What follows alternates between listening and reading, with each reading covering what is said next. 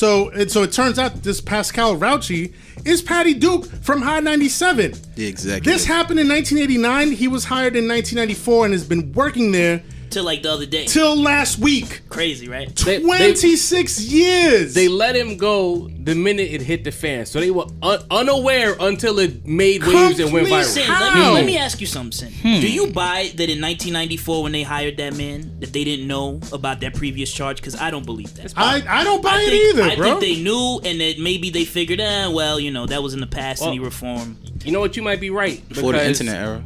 That too. That too. But maybe because he was not going to be an on-air personality, that matters. They figured it wouldn't matter if he did what he did, because who would know who the hell he was? I had no idea who he was before you brought it up, Sam. I was like, who the fuck is that? I remember back in the day, Angie Martinez. Always heard the name when she was on, Hot 97. She used to shout him out all the time. I didn't know who he was or what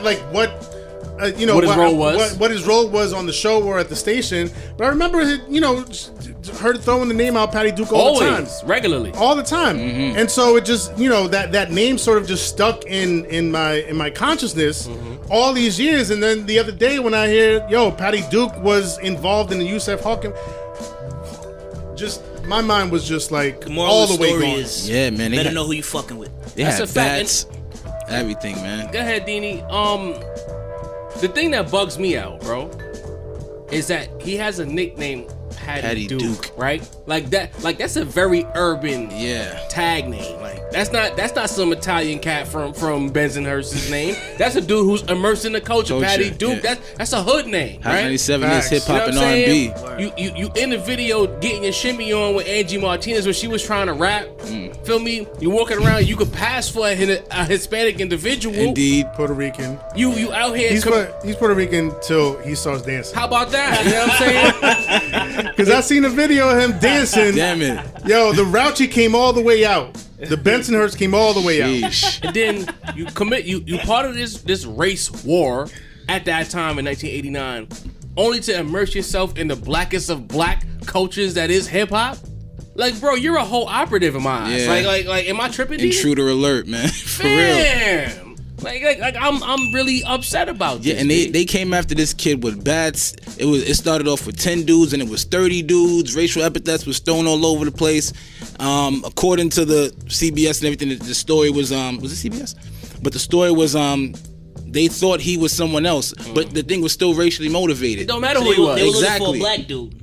Precisely. Right? And so they found a black dude and they said, good enough. There you go. Good enough. Like, listen. Get the fuck We're all the same, I guess. You activated, you weaponized yourself because you was prepared for a brawl based on a documentary. Y'all were prepared for all-out mayhem. Y'all circled this kid, and he somehow gets shot. Then you get to work for Hot 97. What the hell is going on? Crazy. Fucking crazy. Which used to be the heart and soul of hip hop and R&B. Period. Nationwide, Hot 97 was the base. That's right. And he was a part of that. Almost every moment that mattered in the peak of hip hop, Paddy Duke was there. And he can hate you and still make a dollar off you. It's such a common thing. Like I've one of the things that I'm always, sort of conscious of is,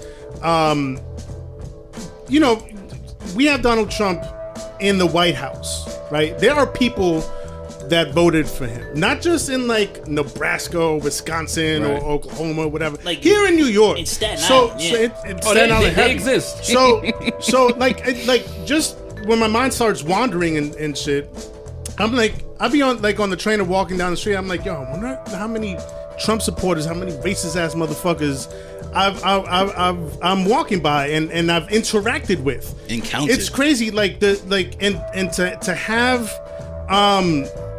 a person like Pascal Rauchi just, it feels like infiltrate the heart and soul of hip hop in terms of radio stations, in terms of the media in the 90s. Like, say what you will about Hot 97, today or throughout the 2000s, but in the 90s, like Hot 97 was it, bro. Everything. Like the freestyles, the future flavor, the interviews, future flavors on Sunday nights. They would play, like Flossy Biggie stuff and Underground J-Lo the Damager stuff. Noon, you know what I mean? Like it was the culture, bro.